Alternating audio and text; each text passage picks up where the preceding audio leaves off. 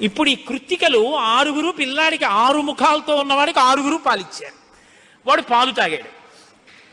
పుత్రస్త్రైలోక్య విఖ్యాతో భవిష్యతి న సంశయ. కార్తికేయుడని మేం పిలవడం కాదు, 3 లోకాల్లో పిలుస్తారు ఈ పిల్లాన్ని. సరేనా అన్నారు దేవతలు.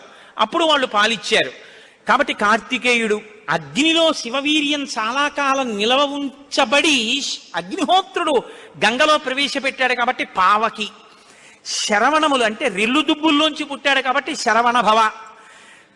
ఎప్పుడు శుద్ధమైనటువంటి బ్రహ్మణ్య జ్ఞానంతో ఉంటాడు కాబట్టి సుబ్రహ్మణ్యం.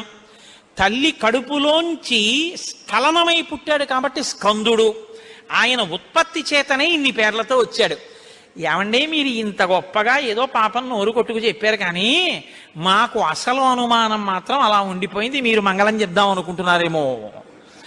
అలా అనత్సా దేవతలు.